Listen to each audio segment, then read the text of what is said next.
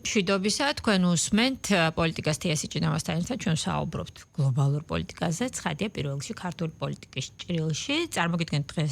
დღევანდელ ჩვენ სტუმარს, ფილოსოფოსი ოთარ ჭულხაძე, მოგესალმებით ოთარ, მადლობა გადაცემაში სტუმრობისთვის. მოკლედ,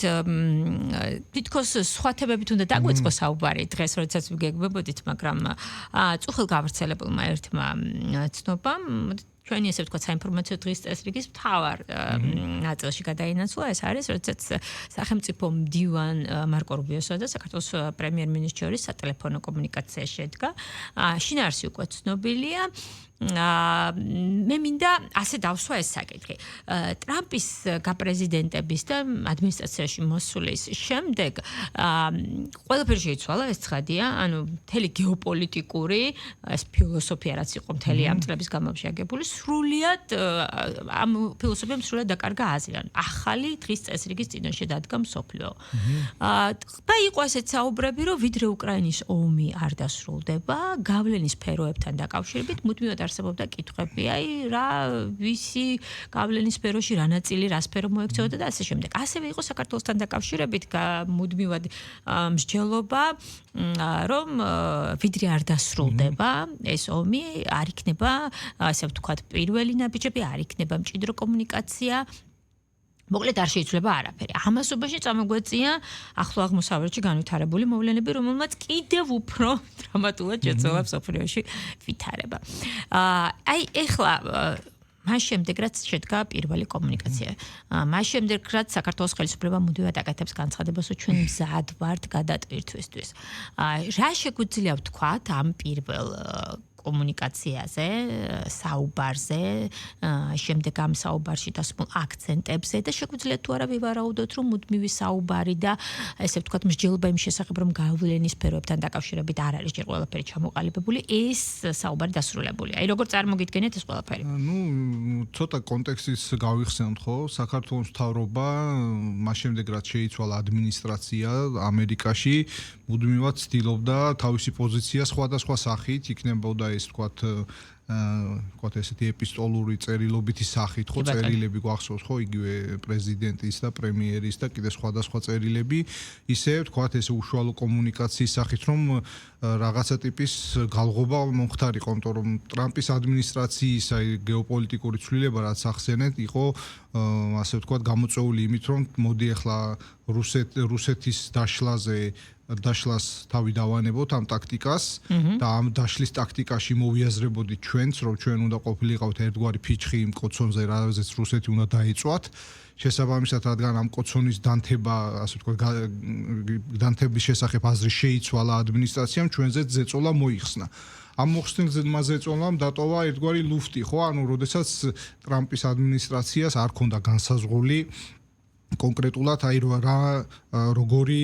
აი პროაქტიული თვალსაზრისით, პოზიტიური თვალსაზრისით რა მიმართებები ეწარმოებინა საქართველოსთან დაკავშირებით, მაგრამ ამის ფონზე რაღაცა დადებითი ნაბიჯები მოხდა, იგივე ელჩის დამტკიცება საქართველოს ელჩის ამერიკაში, იგივე ისე ეგრეთ წოდებული მეგობარი აქტის ჩავარდნა და ასე შემდეგ. ანუ რუბიოს არამდე კიდევ სახელმწიფო დეპარტამენტის წარმომადგენელი იყო ჩამოსული. და ანუ ერთგვარად ეს არ იყო, ხო, ასე ვთქვათ, მოულოდნელი, ასე ვთქვათ, მეხის გავანდასავით, ეს იყო თანმიმდევრული ნაბიჯები, რომელშიც როგორც ესეც ვერ ვიტყვი მეხის გავანდასავით იყო თუ არა, იმიტომ რომ მე ოპოზიციის რეაქციაზე უნდა ვისაუბროთ ამ თემაზე. მათვის ყველაფერი შეიძლება იყოს მეხის გავარდნა, მაგრამ უბრალოდ იმიტომ რომ ლოგიკური იყო, რომ რაღაცა ტიპის გავიხსენოთ, რომ იგივე რუბიომ ილია მეორის გარდაცვალებაზე სამძიმარი განსხვავებით ევროკავშირის ლიდერების უმრავლესობისა მოუსამძიმრა ქართველ ერს და ანუ რაღაცა ტიპის დათბობის კონტურები არის. ახლა მანამდე მილანშიც იყო საუბარი, მოდით ეს დეტალიც არ გამოვხდეს. ამ შემთხვევაში ჩვენ ხო ესე და ისე ესეც უნდა განვიხილოთ იმ კონტექსტში, რომ საქართველო არის პატარა ქვეყანა და ჩვენი გეოპოლიტიკური სტრატეგიის ერთგვარი დრიტვა თუ ამოსავალი წერტილი უნდა იყოს, რომ ჩვენ არ უნდა გადავიქცეთ არც ერთ ანტი რაღაცად, არც ანტი რუსეთად, არც ანტი ჩინეთად, არც ანტი ირანად, არც ანტი ამერიკა და არც ანტი ისრაელად და ასე შემდეგ, ხო? რატომ? იმიტომ რომ ჩვენ არ გვაქვს ამის ფუფუნება, გეოპოლიტიკაში შენი წონის მიხედვით უნდა იმოქმედო, შენი ზომის მიხედვით უნდა იმოქმედო. ეს პირველ რიგში შენი ინტერესების გამომდინარე და ეს ინტერესები ცხადია განისაზღვრება ამ ყველაფრიდან, ზომიდან და წონიდან გამომდინარე. ეს ცხადია არნიშნავს, რომ შენ ასე ვთქვათ, ყურები ჩამოყარო და თქვა, რომ მე ხა პატარა ქვეყანა ვარ, პირიქით და საქართველოს ბოლო 4-5 წლის განმავლობაში უამრავი საინფორმაციო თუ სოციალური თუ სუვერენისტული ბრძოლის მოგები დაადასტურა, რომ ეს ასე არ არის. ახლა უბრალოდ არის ეს მესიჯი და უნდა დაველოდოთ მოვლენების განვითარებას, იმიტომ რომ ამას რაღაც სიგნალები სავარაუდოდ კიდევ მოყვება. ხო, ანუ მაინც გეოპოლიტიკურ გადანაწილებაზე ჯერ საუბარი ზედმეტია, ხო, ჩემ კითხვას რა დავუბრუნდეთ. ხო, ანუ გეოპოლიტიკური გადანაწილების ასპექტი საქართველოსთან მიმართებაში, ანუ საქართველოს უჭირავს მისთვის კომფორტული პოზიცია და ამ პოზიციის გამყარებას უნდა მიესადაგებოდეს გადანაწილება. გადანაწილების პროცესი ჩემი აზრით მინიმუმ 1 დეკადა, 1 ათწლეული გაგრძელდება. ხედავთ ირანში ომს, ხედავთ და კიდე ტაივანი არის მენიუში, ასე ვთქვათ და კიდე ბევრი სხვა პოტენციური ცხელი წერტილები. ანუ ეგრეთ წოდებული მესამე მსოფლიო ომი, რომელზეც დამოკლეს მახვილისავით არის ხო ეს ატომური იარაღი და მისი პოტენციური გამოყენება, არ უნდა ვიფიქროთ, რომ იქნება რაღაც ესეთი ტოტალური შეტაკება, როგორც ვთქვათ, მეორე მსოფლიო ომი იყო. ნუ ისიც არ იყო ფაქტობრივად, იქაც იყო რაღაც თამაშის წესები, მაგრამ აქ არის აი წერტილოვანი ომები, სადაც ყველაზე მტკივნეული წერტილია იყო ეს რუსეთ-უკრაინა არის, ეს ახლო აღმოსავლეთი არის, ტაივანი არის, კავკასიაც მათ შორის სადაც ვიხილეთ ირან, აზერბაიჯან, სომხეთის ომი და საქართველოს, რომელიც იყო ამ მენიუში, მაგრამ საბედნიერო ჩვენ ამოვაღებინეთ თავი, ასე ვთქვათ და მათ შორის ჩვენთვის ასე თუ გეოპოლიტიკური წყობაც კარგად დაჯდა, რომ ტრამპმა გაიმარჯვა, თორემ წინა ადმინისტრაციას რომ გაიმარჯვა, ზეწოლის ხარისხი ბევრად მეტი იქნებოდა. შესაბამისად, ახალი გადანაწილება მიმდინარეობს, ჯერ არ უნდა მოველოდეთ, რომ ის რამენაირ მინიმუმ 1 დეკადაში დასრულდება. და აქ საქართველოს უბრალოდ საქართველოს მაიღოს სწორი გეზი. ახლა არის ამ გეზზე იქნება გამოწვევები და როგორც აი თქვა სკოლაშია ხო, თანდათანობით უფრო მეტი და მეტი საგნები რთულდება. აი ამ გამოწვევებზე პასუხი მოგვიწევს ჩვენ. აი ოთარ, ტრამპის ადმინისტრაციიდან 2 წლის თავზე მოხდა ეს კომუნიკაცია. ნუ შეიძლება მანამდე იყო ნაბეჭ მივდიოდით ამ კომუნიკაციამდე, მაგრამ ეს მაინც პირველი ოფიციალური კავშირია. მაინც როგორ ფიქრობთ, რა იყო ამოსავალი ამ საუბრის, თუ დავეყრდნობით ორივე მხარის განცხადებებს, რუბიოს განცხადებაში ცალსახად უსაფრთხოებაზე და შავი ზღვის საკითხზე იყო გამახვილებული ყურადღება, საქართველოს პრემიერი ზოგადად საუბრობდა რამდენად ნაყოფიერი კონტაქტი შედგა, პლუს იმაზე როგორი ერთგული პარტნიორია საქართველოს რეგიონში ამასთან დაკავშირებით. ამას წინ კიდევ უსწრებს ვითარება, როგორც აღვნიშნეთ, ახლო აღმოსავლეთში, პლუს დერიფანი, რომელზეც ტრამპი აკეთებს აქცენტს ტრიპს გულეს, ხო? ტრამპის მარშრუტი ზანგეზურთან დაკავშირებით. მიუხედავად იმისა, რომ ზანგეზურზე შეიძლება ტრამპი ამყარებს ძალიან დიდ იმედს, არ ვიცი ეს რამდენად მაინც საფუძვლიანი, იმიტომ რომ არათუ მხოლოდ რელიეფურად ძალიან რთული მარშრუტია ეს. სხვა ყველაფერს თავი დავამნებოთ, ძალიან რთულია რელიეფის თვალსაზრისით ამ მარშრუტის გადება. მეორე მხრივ უფრო რთულია ასევე პოლიტიკური წონა ამ მარშრუტის, იმიტომ რომ უშუალოდ ირანის საზღვართან მიმდინარეობს ეს ყველაფერი. არის თუ არა ეს ერთმანეთთან ურთიერთკავშირში ახლო აღმოსავლეთში ახლა არსებული ვითარება, რომელსაც უნდა შევეხოთ, რა მდგომარეობაა ეხლა ტრამპის ადმინისტრაციისთვის, ტრამპისთვის პირველ რიგში, იმიტომ რომ დაიწერა უკვე პრესაში, რომ ტრამპი უკვე დასასრულისკენ მიდის, ბევრი და ბევრი მიზეზის გამო. მოკლედ, ჩვენ გვჭირდება ვიმსჯელოთ ამოსავალი წერტილი, რა შეიძლება გამხდარიყო ამ საუბრის. ნუ არის ერთ-ერთი ცხადია ეგ მიზეზი, იმიტომ რომ ხედავთ რომ საქართველოს აი როგორც დერეფნის წონა, იგივე ზანგეზურის აი რამდენად პოტენციალურად, რამდენად შეიძლება ეს გამოდგეს ეფექტური და როდის, იმიტომ რომ ეგ რამდენ შეიძლება ეს უნდა ტრამპის პრეზიდენტობაში მოესწროს თუ რამე დაიწყება იქ ჯერ, ხო? ანუ ერთი სიტყვით საქართველოს ესე რომ ვთქვათ, რასაც ვთქვათ ეს რადიკალური ოპოზიცია ამბობს, აი რადარებზე აღარ ჩანვართ, რაღაც აზრით ამ რადარზე აენთო. ცხადია ეს რადარზე ანთება არ არის რაღაც აზრით, როცა დიდი გეოპოლიტიკური მოთამაშის რადარზე ხდება პატარა გეოპოლიტიკური მოთამაში, პატარა წონის, ეს ცხადია გარკვეულ რისკებსაც შეიცავს. თუმცა მე მგონია რომ აი ეს რისკები მაინც გადაზღეული იქნება და რაც მათ შორის ეს დერეფანი, იმიტომ რომ იქ ჩინეთის როლიცაა ხო მნიშვნელოვანი და ასევე ის რომ თქვა ისრაელიც თქვა ამ ჩვენგან მიმავალი ასე ვთქვათ მილსადენითაც ღებულობს გარკვეულ ენერგიებს ხო ანუ ის ფაქტი რომ ეს ახლა ხდება არ არის შემთხვევითი ეს არის სწორედ ის რომ ყოველ შემთხვევაში ესე ჩანს როგორც ახსენეთ რომ აი დასასრულისკენ შეიძლება წავიდეს იმიტომ რომ აღმოჩნდა რომ ირანი არ არის ვენესუელა აღმოჩნდა რომ ირანის ასე ვთქვათ ამ მეთოდებით ჩამოქცევა როგორც იგეგმებოდა გეგმა რო ვთქვათ თავს ასე ვთქვათ თაცლი და ჩამოიშლება არა იმიტომ რომ შიიტური მოწამეობრივ ეთიკაზე დამყარებული ისლამის ქვეყანა გეგმა ბერმა პოზიციურ ეგრეთ წოდებულ პინგ-პონგში ხო ამ რაკეტების გასვლაში ირანს მოვქანცავთ ანუ დაქანცვის ომშიც არ არის იმიტომ რომ ეს ჰორმუზის სრუტის ასე ვთქვათ როგორც ბერკეტის გამოყენება მოახდინა ირანმა და უკვე ეს გეგმაცე რომელიც რაღაცა ესე ვთქვათ სახმელეთო ჯარების შეგზავნას და იმ ხარგის კონძულის დაკავებას გულისხმობს ასევე კონტრპროდუქტიული ჩანს პლუს ამას ვხედავ ჩანს იმიტომ რომ რეალურად ამერიკა მოუხსნა სანქციები აშშ-ს და იგივე ირანის ნავთობებს ხო საოცარი ერთის მხრივ ეუმები ქვეყანას და მეორე მხრივ აი უკვე ზღვაში მყოფ მის ნავთობებს უხსნის სანქციას მაგრამ ეს გააკეთა იმიტომ რომ მას უნდოდა ნავთობზე ფასების დაწევა ანუ ასე ვთქვათ სოფლიო ეკონომიკისთვის სისხლის გადასხმა იგივე ამ ირანული და რუსული ნავთობით და ირანისთვის ბერკეტის წართმე ხო ირანი ცდილობს რომ ვთქვათ ობსტრუქცია მოაწყოს რადგან მას დაარტყეს ცდილობს რომ სოფლიო ეკონომიკა ვთქვათ აი ამ თუ მე მირტყავ აი ჩავიყოლებ ასე თქვენს და რო არ ჩაეძირა პირიქით ამერიკა ეცადა რომ ირანის ნავთობის ასე ვთქვათ სისტემაში შეშვებით რაღაცაზით სოფლიო სისტემა გამოეფხიზლებინა შიდა მოვლენები ამერიკას აქვს შეიძლება ხა უცნაურად გეჩვენოთ სოფლიო ჩემპიონატი ფეხბურთში ჩასატარებელი აქვს არჩევნები ტრამპს რეიტინგი არის დაბალი აგერ 10 მილიონამდე თუ რა ვიცი ძალიან ბევრი ადამიანი გამოვიდა რომ მეფე არ გვინდა და ასე შემდეგ და ტრამპის სრულიად კარიკატურიზაცია მოხდა არის ეპშტეინის სკანდალი რომელიც ძალიან დიდი სკანდალია და ნუ კაცობრიობის სირცხვილი ძალიან რბილად რო თქვათ რომელშიც ამერიკული ელიტის კავშირდება და ირანის ერთ-ერთი პროპაგანდული ხაზი არის რომ ჩვენ აი ეპშტეინის რეჟიმს ვებრძვით და საინფორმაციო ბრძოლაში რაღაც ქულებს იღებენ ამით ირანელები და ანუ მთელი რიგი პრობლემებისა გროვდება ხო და ანუ აქედან გამომდინარეა უკვე რადგან გადავედით ირანის თემაზე რომ აი ეს მომენტი შეიძლება იყოს რაღაც აი ვთქვათ სხვადასხვა მოსინჯვა, სხვადასხვა ალტერნატივების და აი ამ მოსინჯვის ერთ-ერთი ცელბე არ გულისხმობ საომარი მოსინჯვა, არამედ ვთქვათ ალტერნატიული ვთქვათ გეოპოლიტიკური მარშრუტებისთვის და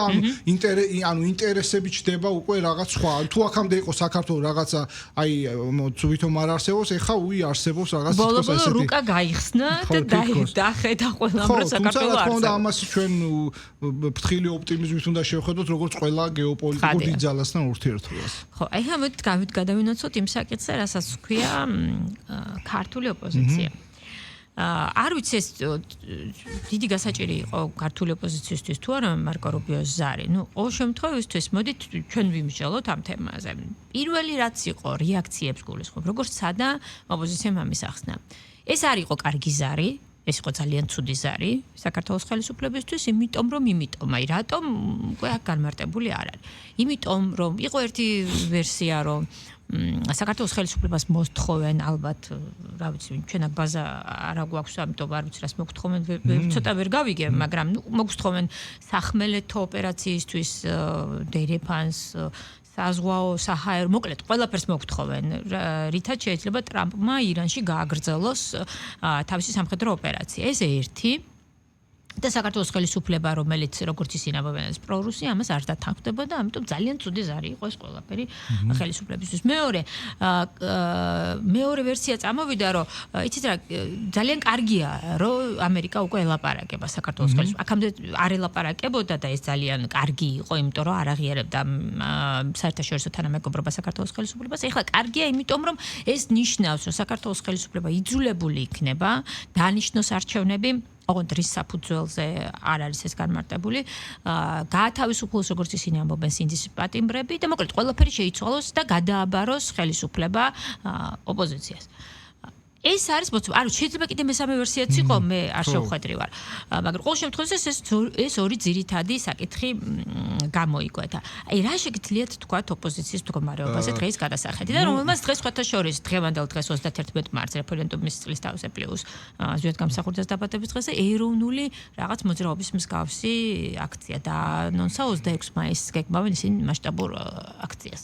მე ახლა უცბად ასოციაციურად ჩვენი ოპოზიციის ძალიან მოკლე და არასტრატეგიულ აზროვნებაზე თუ ამას აზროვნებად რაღაც არასტრატეგიულ რეფლექსირებაზე ესე დავარქვათ გამახსენდა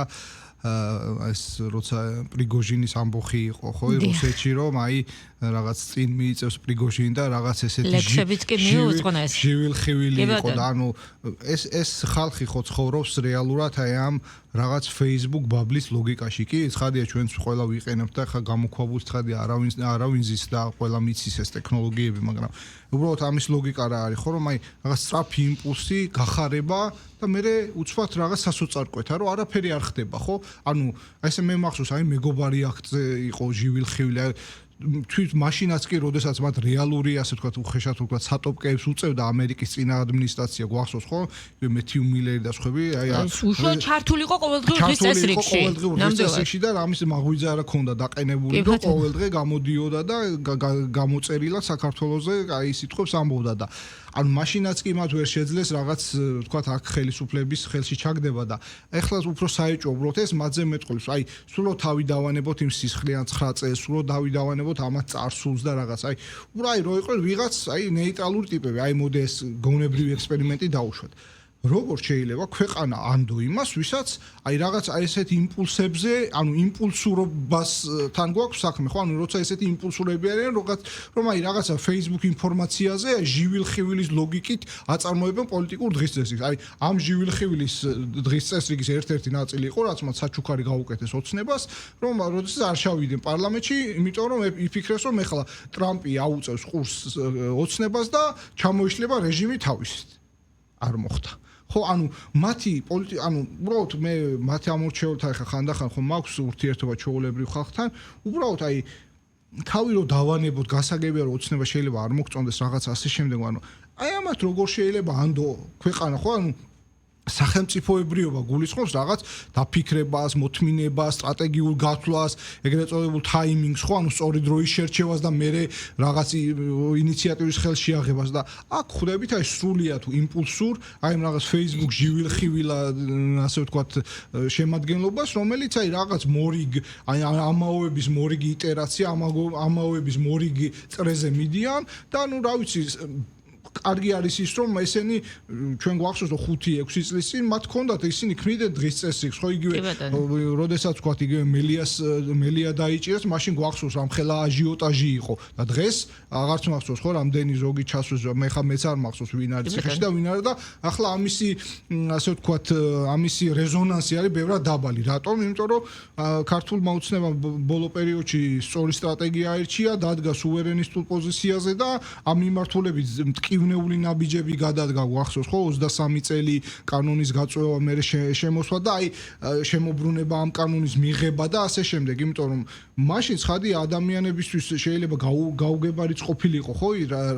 ანუ ასე ვთქვათ NGO სეგმენტი შეიძლება ეფიქრათ ადამიანებს რომ აი კი რაღაცა მავნებლები არიან ესენი მაგრამ აი იყვნენ რა საჭიროა ხო მაგრამ დავინახეთ ჩვენ რომ აი რეალურად მავნებლები კი არ არიან ისინი ბევრ რამეზე არიან წამსვლელები ხო რუსთაველზე რაც მოხდა ეს მთელი ეს მაშხალების და პულიმიოტების თუ რაღაც უბედურებების სროლა ხო რაც ჩვენ დავინახეთ ანუ ერთი სიტყვით მოხდა ის რომ ანუ ოცნების აი საგარეო ვექტორში აი ძალიან სწორი და რო ანტი რაღაცა არ ვიყოთ აი ამ მიდგომამ გაამართლა და ამას დაემატა ამერიკის არჩევნები და ამათი ასე ვთქვათ მარგინალიზაცია მოხდა თორე ჩვენ გვახსოვს რომ ესე არ იყო იგივე 5-6 წლის წინ ანუ ერთი სიტყვით ისინი აგრძელებენ ანუ ისინი არიან ჯერ კიდევ 2003 წელს და არის 2026 წელი კი ბატონო ამ იმპულსებით რო ხელმძღვანელობენ მაინც შეგვიძლია ვარაუდოთ ეს ზარი ეს ვერსიები, რასაც ისინი ფიქრობენ ამ ზართან დაკავშირებით, მართლაც ჯერათ ამის თუ თავს იმშვიდებენ თუ მაინც მარკეტინგულად თვლიან, რომ თავიანთ დამორჩილს ესეც არ წარუდგენენ. ხო, ან რაღაცა უნდა თქვა, ანუ სულ ხა რუბიო რო გამოსულიყო და ეთქვა, რომ აი მე ვთქვი, რომ ველაპარაკე და ვთქვი, რომ აი რა კარგია და სულ ოცნება იყოს. აი ეს რო ვთქვა, აი პირობითად დაუშვათ ჰიპოთეზა, რომ აი მე მინდა რომ ოცნებას კიდე 30 წელი ვეთანამშრომლო. აი ეს რო ვთქვა, იტყოდნენ, რომ ეს 30 წელი კი არ თქვა, რაღაც დღე თქვა, ანუ ხო ხდები ყოველთვის ეცდება, რომ აი ესე ძალიან რაღაც პრიმიტიულად მოირგოს, ასე ვთქვა, თემა. თუმცა კიდევ ერთხელ ვამბობ, ხლა მე არ ვამბობ, რომ ეს ზარის გამო ხა ჩვენ ზეიმი უნდა გქონდეს. ეს არის ძალიან ლოგიკური, თანმიმდევრული მუშაობის შედეგი. ყველა მიმართულებით იგივე ჩინეთთან, იგივე ამერიკის შეერთებულ შტატებთან ჩვენ არ გვაქვს იმის ფუფუნება ჩვენი გეოპოლიტიკური გაბარიტებიდან გამომდინარე, რომ რაღაც ანტი ვიყოთ, ხო? შეიძლება პოზიციები გქონდეს ამ ქვეყანაზე, იმ ქვეყანაზე, ეს დემოკრატიის ნაწილია, მაგრამ როგორც სახელმწიფოს არ გვაქვს იმის უფლება, რომ ანტი რაღაცად ვიქცეთ. აი სხვათაშორ ზეიმი რო არ არის, ამასაც ეჭვის თვალით უყურებენ ეს ადამიანები, ანუ რომ აი რატო არ ზემოგვენ, ესე იგი კარგი ზარი არის იყო. ხო, ანუ კი, ეგ ცხადია, ყოველთვის ეგრე იქნება, რომ აი ხო, ნუ ანუ მათ არ ესმით უბრალოდ რომ ესეც ხო კოლონიური დამოკიდებულება მე მახსოვს რომ ვენსი რო იყო ხო ამას წინათ ჩასული სანამ ომი დაიწყებოდა სომხეთსა და აზერბაიჯანში აი ჩვენთან რატო არ იყო ეხლა დარეკა რუბიოს იყო ზარი რუბიოსთან და ალბათ ცუდი რაღაც უთხრა და აი რო არ დაერეკა იტყოდა რომ აი არ ურეკავს აი ხო ხდება ყოველთვის არ როგორც ქართული ესე იგი გამონათქვამი მოს ენას ძვალი არ ედება და მით უმეტეს როგორც ჩანს ოპოზიციონერების ენას განსაკუთრებით კი ბატონო ეხლა კიდევ ერთი საკითხია რომელიც მარკო რუბიოს ზარმა შეიძლება ცოტა ოდნავ გვერდზე გადადო, მაგრამ ეს არის ტოპ თემა, შეიძლება ასე ითქვას, ეს არის პატრიარქის არჩევის საკითხი. ადამიანები,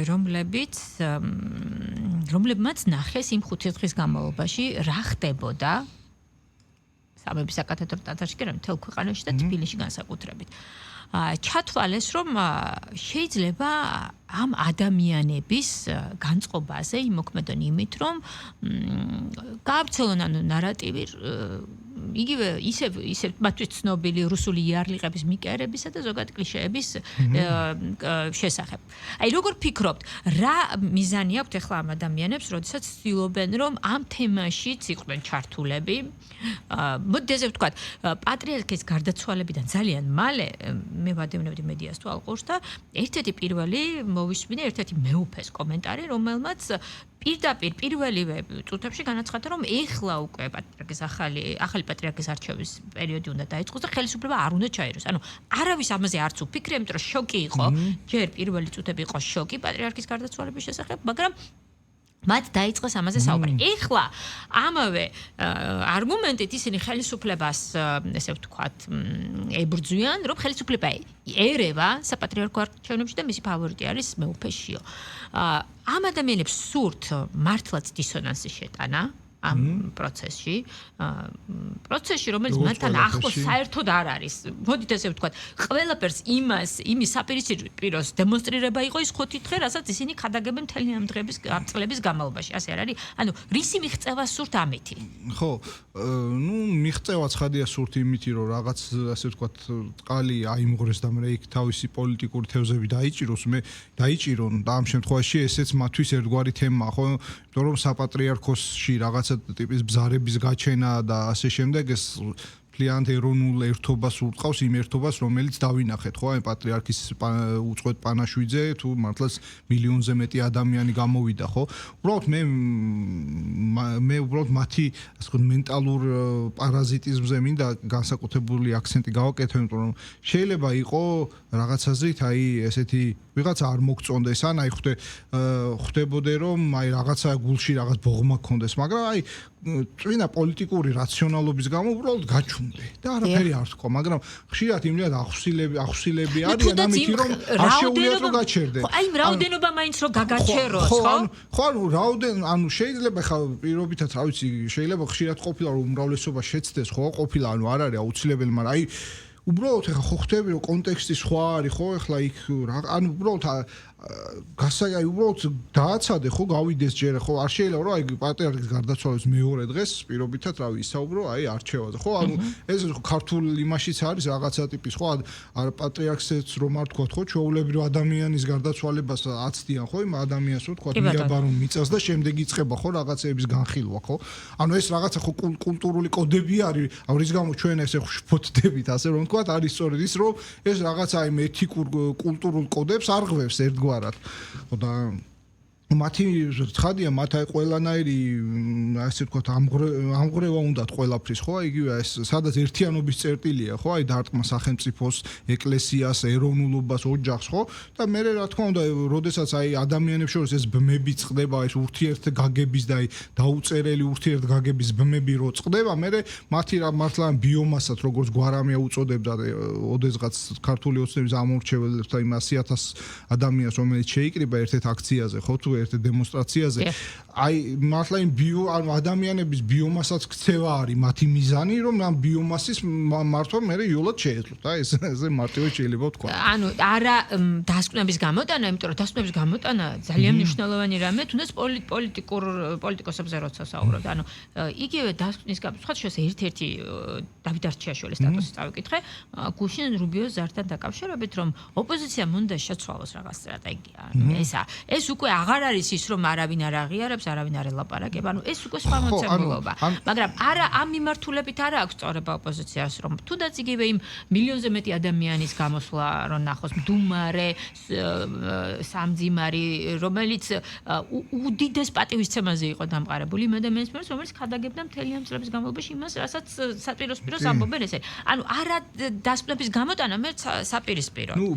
ეს არის ეგრეთ წოდებული ბაბლის ლოგიკა ხო ბაბლის ლოგიკა არის რომ აი იკეტება წრე რაღაც Facebook-ში რამდენიმე ჯგუფები ერთმანეთის წახალისება და ლაიქება, მოწონება,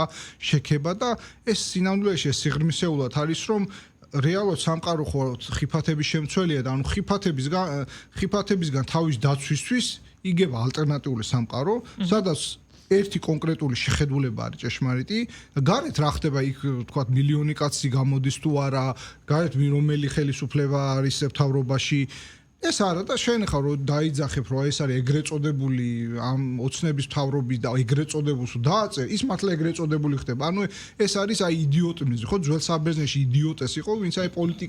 პოლიტიკაში არათანამონაწილეობა ხო და აი ეს ბაბლის ლოგიკა რეალურად ამ იდიოტეს ქმნის ხო ანუ შენ რაღაცა ვითომ ხო აი პოლიტიკაზე ფიქრობ რაღაც პოლიტიკოსები ქვია მაგრამ სინამდვილეში ისევ ეს ბაბლის ლოგიკაა რომ შენთვის უსაფრთხოების კედლებს იშენებ გარეთ რა ხდება არ გაინტერესებს ხო ხა ყველა საზოგადოებაში მით ეს ქართულში როცა სადაც ჩვენს განსხვავებულები ვარ ძალიან პოლიფონიური სიმღერა რაც არის ის ვარ საზოგადოებაში ხო ანუ ეს განსხვავებულობას არ ცნობ და რა თქმა უნდა იმას რო არ ცნობ მე ის რაღაცნაირად აქვეითებ და მე უკვე თუ მოიგდებ ძალაუფლებას ხელში იმას ჩვენ ვიცით რასაც გაუკეთებს ხო ანუ უცხოს მიუღებლობა ის უცხოვდება ანუ ეს გაუცხოება ბაბლი როგორც კედელი აი და ეს შესაბამისად უკვე ამ კედლიდან მე იწყება რაღაც აი ლანძღვების ლანძღვა შეურაცხყოფა და ასე შემდეგ და საბოლოო მიზანი არის ის რომ ისინი არ არის აი სწორედ ეს არის რომ ისინი არიან აი რაღაც ამ კულტურული კონტექსტიდან გაუცხოებული საზოგადოება შეიძლება ვთქვათ რომ ეს რაღაც ამ კულტურის ბრჭყალებში ბრალიც არის ის რომ ვთქვათ ახალგაზრდობაში ვიღაცა შეიძლება დაიჩაგრა მაგრამ დაჩაგვრით ახლა შეიძლება ყველა დაიჩაგროს მაგრამ მე რაღაცები იაზროს და არ გაბოროტეს, მაგრამ ნუ ეს უკვე ცალკე კულტუროლოგიური საკითხები. და სხვა ცალკე სასაუბრო თემა. და ბოლოს აუცილებლად მინდა შევხედო მაინც ევროკავშირსაც ახლა. რამდენად შეიძლება ვისაუბროთ როგორი მოქმედებს ეს ზარი მაგალითად ევროკავშირის ლიდერშიპზე, ეს შეიძლება გვემსჯელა მაგალითად წინა ადმინისტრაციის დროს პირობებში, როდესაც ევროკავშირსა და ამერიკას ისეთი ურთიერთობა ჰქონდათ, რომ უნისონში ყველაფერს უნისონში საუბრობდნენ. ეხლა დღეს საერთოდ სხვა მოცემულობა ევროკავშირსა და ამერიკას შორის. არ ვიცი, რამდენად შეიძლება რელევანტური იყოს ვიკითხო, რამდენად იმოქმედებს. ამაზე თქვენი პასუხი და მეორე პლუს აუცილებლად მაინტერესებს უნგრეთის არჩევნებთან დაკავშირებით ევროკავშირის ზოგადად ქმედება და მსჯელობა იმის შესახებ, რა შეიძლება მოიმოქმედოს, თუ კი ორბანი გახდება პრეზიდენტი, ერთ-ერთ ვერსიად ისინი უნგრეთის გარიცხვასაც კი განიხილავენ. აი, საერთოდ რა დილემის წინაშე დგას ევროკავშირი? ნუ ორბანით რომ დავიწყოთ, ორბანს ასე ვთქვათ, მიეკერა უცნაური იარაღი, ეს არის ელექტორალური ავტოკრატია.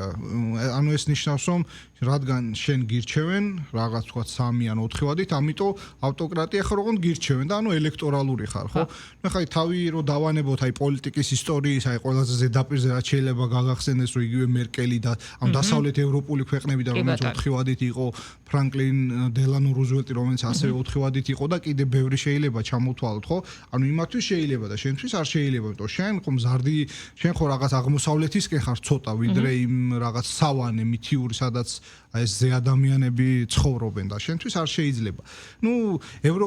ევროკავშირში ეს ანუ დემოკრატიის მთავარი არსი და მთავარი